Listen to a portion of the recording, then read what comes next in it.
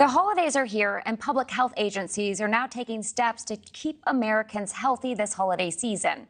The White House just announced an additional 230,000 RSV vaccines will be available by January. It comes as hospitals nationwide struggle with an influx of patients. Hospitalizations have increased 200% with the flu virus, 60% with RSV, and 51% with COVID-19 patients. Joining us now to talk more about this is Dr. Monica Gandhi, professor of medicine at UCSF. Dr. Gandhi, thank you for being here. Thank you. So many of us, we are gathering over the holidays with our family members. Should we be concerned about this rise in RSV and COVID-19 cases? So it's true that respiratory pathogen season is here. This is actually true of every season. 4 years ago, before the pandemic, we also were able to gather, but we got RSV and we got influenza, and now a third pathogen has been added to the mix, which is COVID.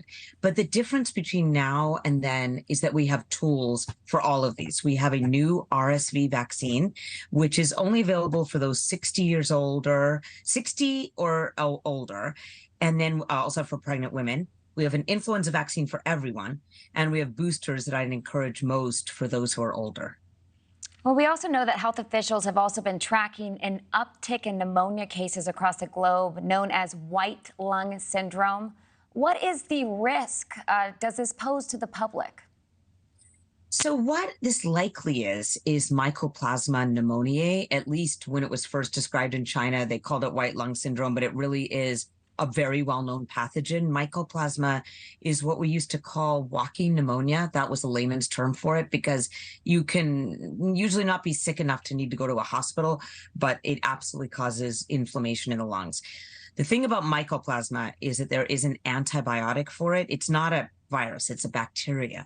So there is an antibiotic for it, but if you're not feeling well and you swab negative for these other respiratory pathogens, RSV, COVID, flu, do ask about mycoplasma and being screened for that. We also know that doctors and researchers, they're linking the rise in cold and flu cases across the country to the relaxing of pandemic-era policies. What do you make of that?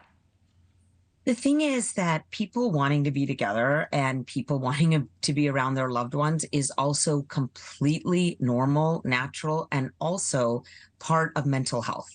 And so I would not ever want us to go back to telling people that they should not be around each other, because we have seen severe mental health effects of all that loneliness.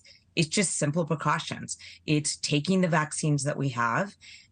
You can also keep ventilation going in your room, and I would just proceed, because we also need everything else in life that makes life meaningful.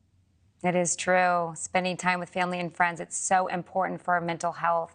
Let's also talk about the autopsy for our beloved actor Matthew Perry. It actually found that ketamine was found in his system and partially responsible for his death. What is the danger of this drug, and do those risks outweigh the potential benefits? So the thing about ketamine, we used to use it, we still use it for anesthesia. So it can actually totally put you out, and unfortunately can also depress your respiratory symptom to the point that you die. And what Matthew Perry had said and had actually told people is that he uses ketamine. Unfortunately, this was the cause of his death. It's truly, truly sad. And there are some benefits with ketamine as well, so...